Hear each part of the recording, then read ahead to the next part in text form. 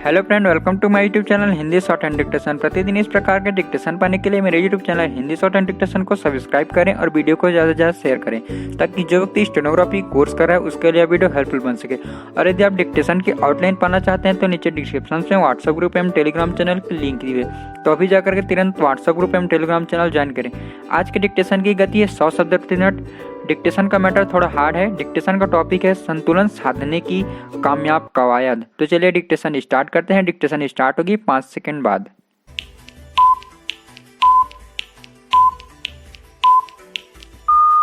अंतरिम बजट की प्रमुख घोषणाओं पर गौर करें तो इसमें कुछ भी अनपेक्षित नहीं है। जल्द ही होने जा रहे आम चुनाव और देश के मौजूद हालत की छाप इस बजट पर नजर आती है। चुनावी साल में सरकार पर लोक लुभावन बजट पेश करने का भारी दबाव होता है और उसे अपने संसाधनों के लिहाज से संतुलन भी साधना होता है।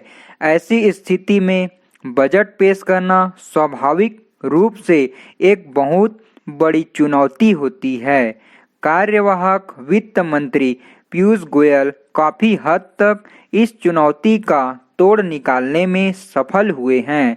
उन्होंने एक ऐसा बजट पेश किया जो राजकोषीय संतुलन के साथ ही काफी हद तक लोक लुभावन स्वरूप वाला भी है, जिसमें समाज के प्रत्येक तबके के लिए कुछ न कुछ गुंजाइश रखी गई है। एक बड़ी हद तक इसे समावेशी बजट कर सकते हैं।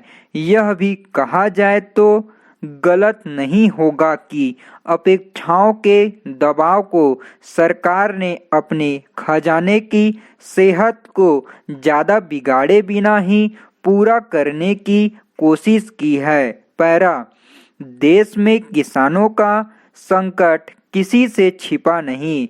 पिछले कुछ अरसे में किसानों के तमाम आंदोलनों को देखते हुए व्यापक रूप से माना जा रहा था कि सरकार उन्हें कुछ न कुछ सौगात देगी। ऐसा ही हुआ। किसानों के लिए 6,000 रुपये सालाना की निश्चित आमदनी वाली योजना इस दिशा में एक बड़ी पहल है।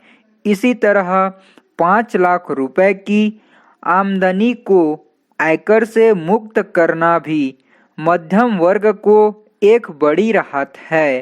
पैरा, अंतरिम बजट का मर्म यही है कि सरकार का पूरा ध्यान सामाजिक सुरक्षा सुनिश्चित करने के साथ ही उपभोग को बढ़ाने पर है।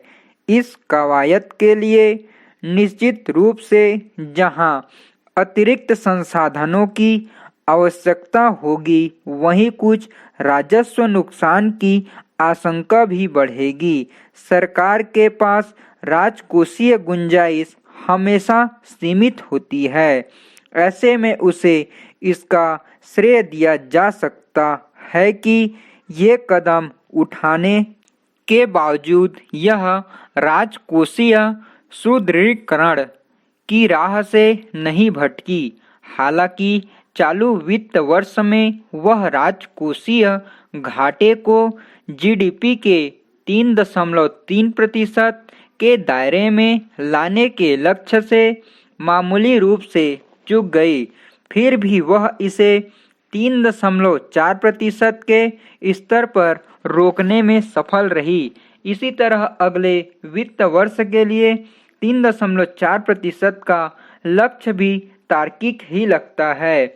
ऐसे में यह कहना मुनासिब होगा कि सरकार ने राजकोषीय सुदृढ़ीकरण की राह से कदम पीछे नहीं खींचे हैं। अलबत्ता उसकी रफ्तार कुछ सुस्त जरूर हुई है। इस मामले में मोदी सरकार का रिकॉर्ड भी अच्छा ही कहा जाएगा, जिसने मनमोहन सरकार के कार्यकाल के अंतिम वर्ष से विरासत में मिले 4% के राजकोषीय घाटे को काफी हद तक काबू करने में सफलता हासिल की है। इस दौरान कच्चे तेल की कीमतों में आई गिरावट ने भी इसमें सरकार की मदद को, जिनके दाम फिर चढ़ने से मोदी सरकार का गणित बाद में कुछ गड़बड़ा गया।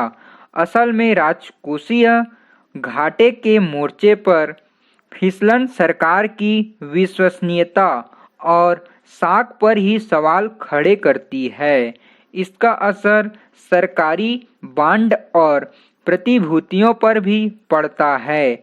अगर वह घाटा बढ़ता है तो खर्च के लिए सरकार के हाथ भी बंध जाते हैं।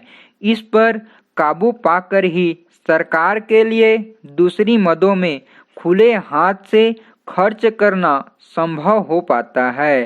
पैरा सरकारी खजानों में ऐसे संतुलन से ही किसानों के लिए निश्चित आमदनी योजना संभव हो पाई। मुश्किलों से जूझते किसानों के लिए लंबे अरसे से किसी कारगर योजना की वकालत की जा रही थी।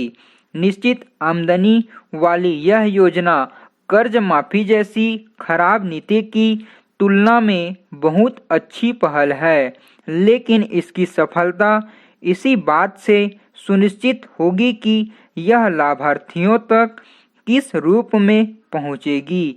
यदि यह योजना कामयाब हुई तो 12 करोड़ परिवारों यानी देश की लगभग 40% आबादी तक पहुंचने के दम पर बाजी पलटने वाली साबित हो सकती है। स्टॉप।